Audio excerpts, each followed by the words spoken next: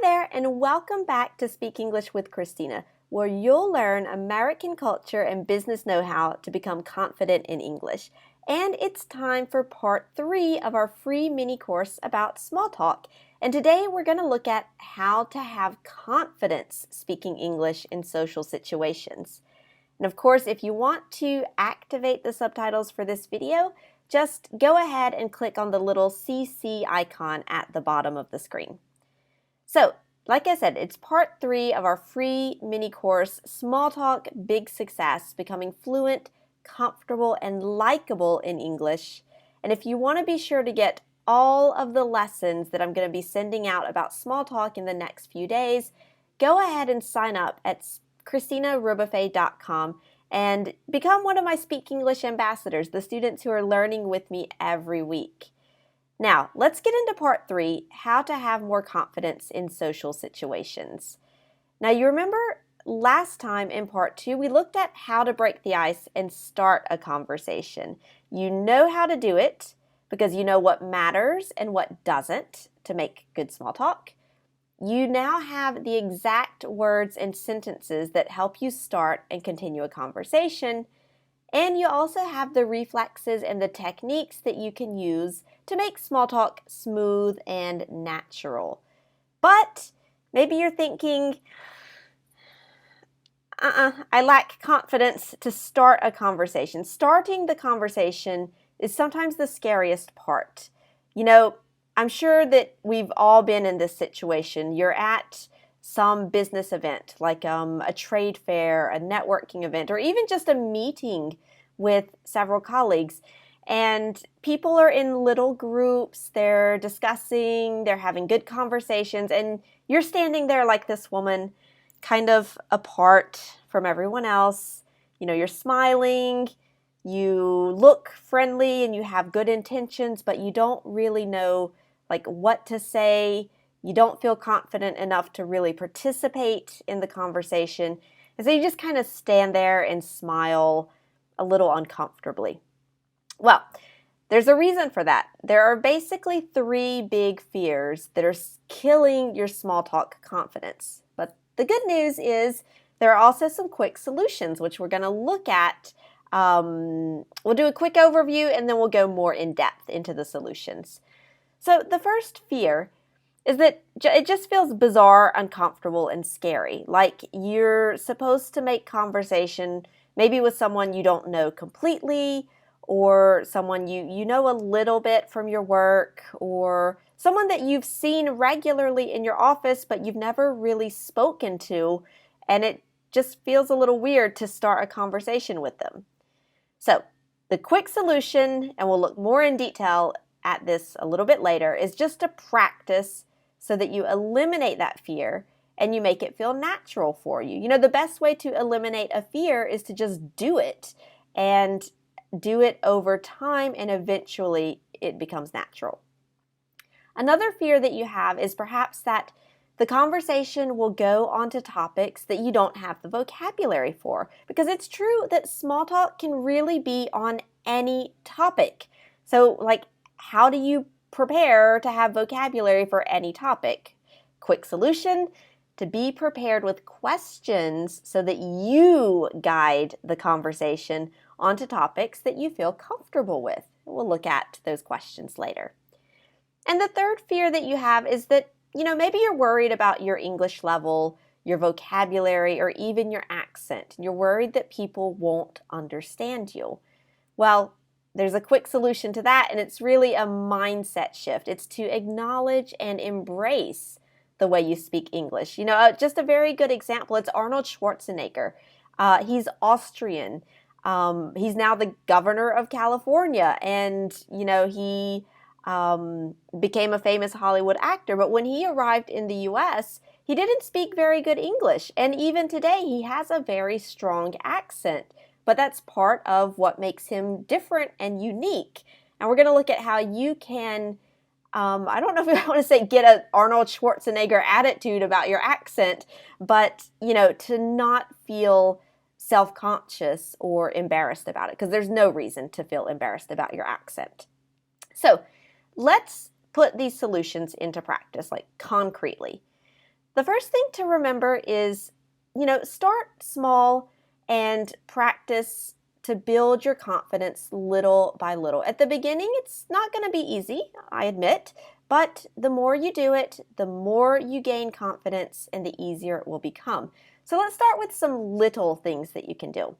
For example, at an event, networking, social event, the company picnic or Christmas party, play it the 60 seconds game. And we're going to make these all like games and have fun with it. So the 60 seconds game is within 60 seconds of arriving, just go and approach someone and introduce yourself. In part 2, we looked at ways to introduce yourself. And the reason we say 60 seconds is you don't have time to think about it. And you don't have time to, convince yourself, oh, I can't do this. Oh, this is really scary. You just go in and you go and you do it.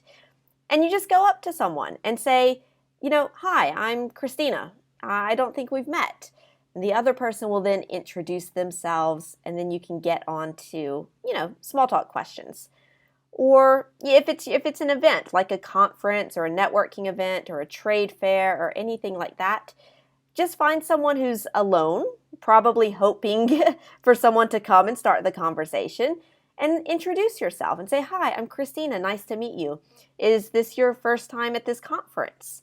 And then they'll start talking about their, if it's their first time, if they've been before, etc., etc. But don't wait too long. Just take 60 seconds and go so that you don't have time to feel scared or nervous. Now, with colleagues or clients, etc., you can play the compliments game. And this is where you just give a compliment to the person and, of course, be sincere about your compliment. Really find something that you can compliment them on. And just say something like, I really like your earrings. Where did you get them? Or I really enjoyed your presentation, especially the part about, whatever is relevant for that conversation. But again, make it genuine. And just a little cultural note, it's generally not a good idea to make compliments like on people's, overall appearance. Like, oh, I think you're really beautiful. Now that's just a little strange. So keep it very neutral, very non-controversial, and just make a compliment to someone. And a game with strangers in low-risk situations. This is the questions game. And a low-risk situation is something like a coffee shop or a supermarket, where, at least in the US, the employees are paid to be friendly and, to smile and to answer your questions. And plus, you might not see this person again, so it's okay if the conversation doesn't go, as you want. If you're at a coffee shop, just ask the person behind the counter, just say, what's good here? What drink is good here? And, they'll probably say something like, oh, everything is good. You can hesitate and say like, well, I don't know what to get. What's your favorite drink? And then, you can take their advice, or you can just get your regular latte that you always get. But just try to make a little bit of small talk beyond just ordering your coffee. Or at the supermarket, you can pick up some candy. They generally have something at the checkout. And just say, I don't think I've ever tried these. Do you know if they're good? And, maybe the cashier will make a little small talk, but maybe the cashier will just say like, no, I don't know. And that's okay, because the objective here is really for you to get that confidence to just initiate the conversation. So it doesn't matter what the cashier responds. What matters is that you do it. And, the next thing that we said is to be prepared so that you can guide the conversation. You can't control the conversation, but you can try to guide it in directions that you feel more comfortable with. So a good idea is to have some, free questions. I call them free questions because they're easy to ask naturally in business situations. People kind of expect the question. It's very safe. And it can be a question like, are you from London or whatever city that you are in? For example, if you're at some kind of event, just ask the person, like, are you from New York or are you from Cincinnati? And they'll either say yes or no. Yes, you can then ask them, what's a good place to eat dinner? What should I visit if I have just one afternoon free? And if you say no, well, oh, so where are you from? And you can start the conversation that way. Or if you're at some kind of a social event, for example, you can ask, what's your connection to this event? Or what's your connection to the host? Like, who do they know at the event? How did they learn about the event? And, you're both at the event, so it's a nice neutral topic. Of course, if you are with a colleague, and you're both working in the same company, you could just ask them for their story. How did you get started in this company? When were they hired? And ask them about their job. And then, of course, if you're in some different city or if your company is organizing like a meeting at the company headquarters in Paris or Berlin or something, you could say, is this your first time here? And again, that's going to lead on to different topics about where they're from, etc.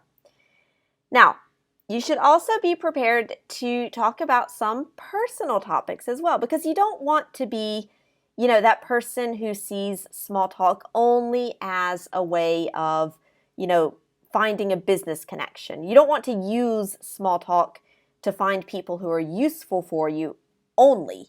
You want to be interested in the person as well. So, you can ask about some personal things, like what are you looking forward to this summer or this weekend or after the conference? And they'll talk about, maybe their family or their hobbies or some other travel plans, but it helps to, get to know the person and for them to share information about who they are and what they like. Or you can ask them, so what keeps you busy in your free time? And this means like, what do you like to do in your free time? And again, they'll share, their hobbies, the things that they like to do. And you might have something in common, you might not, but people love talking about the things that they like. And people like people who listen to them talk about themselves. So win-win situation. And, like I said, you just get to know the person as a human, not just as the business contact. Of course, you see someone in very professionally dressed, you're at a professional event, but that person also has a life. They have passions, they have things that they're interested in, and you never know what people are into. So it makes a great topic of small talk. Also, it allows you to launch more interesting, more personal conversations. Another advantage, it gives you tons of information to continue the conversation. And like we said earlier, people like people who take interest in them. So, a little tip though. For every question that you prepare to ask, also prepare an answer for when the other person says, and what about you? What keeps you busy in your free time? And this way, you're asking the questions, but you're also prepared to answer them. And that can help you to guide the conversation onto topics that you're comfortable with. And finally, about your accent and the way that you speak English. First of all, everyone who speaks English has an accent. Even native speakers have different accents. And there are plenty of very successful celebrities, business people, and politicians who speak English with different accents. We mentioned Arnold Schwarzenegger. You've got Arianna Huffington, I think is her last name, yes. Jack Ma from Alibaba.com. Sundar Pichai, who's the CEO of Google. Christine Lagarde or Salma Hayek, people on this slide here. And if you want to hear what they sound like when they speak English, just Google them Google them and look for a video of them speaking English. And you'll hear that they all have different accents, but they have all succeeded. And, it's become part of their personality. So accent is not the problem. Annette Grant, who's an executive coach who works with native speakers also who want to improve their accent, says that sounding sophisticated has nothing to do with your accent. It comes from your ability to be in the moment and to express your ideas easily and with precision. So it's not about your accent. Olivia Angelescu, who is a Romanian entrepreneur, she wrote an article about this on entrepreneur.com and says, persuasion doesn't come from our accent, but from our ability to show our passion while expressing our ideas clearly. But, a study by the McGill University School of Communication Sciences found that people with strong accents seem less trustworthy unless they speak with noticeable confidence. So that means that even if your accent is stronger than you would like, speaking with confidence actually can compensate for that accent and can actually make people trust you more. So, what makes you good at small talk is really the clarity of your ideas, plus your pronunciation. Now, pronunciation is different from accent. You need to be understood to have clear pronunciation, but you can have any accent that you want or that you have. You don't choose your accent, maybe. You need to be enthusiastic about the conversation. You need to show confidence, to have open body language, including facial expressions, smiling, looking open, and playing the small talk game. So asking questions, sharing information, and participating in the conversation.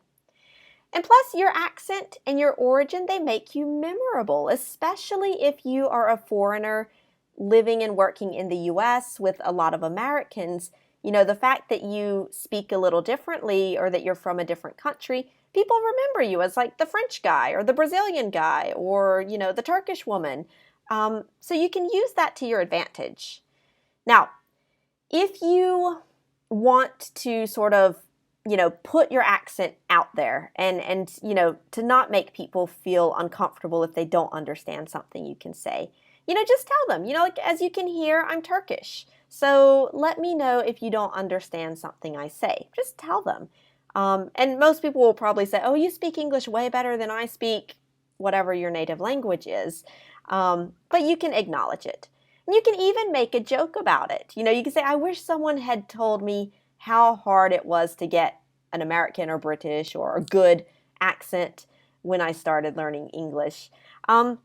But, just throw it out there and, make people feel comfortable with your accent, because that'll also show that you feel comfortable with your accent, which shows that you are confident. And more confidence, that's going to lead to more conversations. It's going to lead to more connections, which is ultimately going to lead to more success.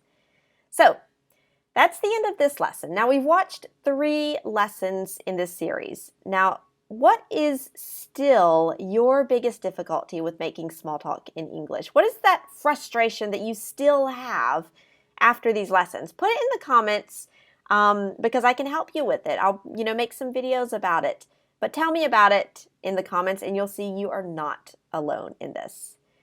And don't forget, on Wednesday, so that's going to be tomorrow normally, Wednesday, June 19th, I open the doors to the Successful Small Talk course with lots of great discounts and bonuses, so you don't want to miss that. So next time, that's going to be the announcement that we're opening enrollments for the Successful Small Talk program and how you can get those bonuses and those discounts. And if you want to be sure to get that announcement and also to get a full lesson from the course, go ahead and sign up at ChristinaRobofe.com. All right, you guys, have a good one, and I will see you tomorrow to open the doors to the course. See ya.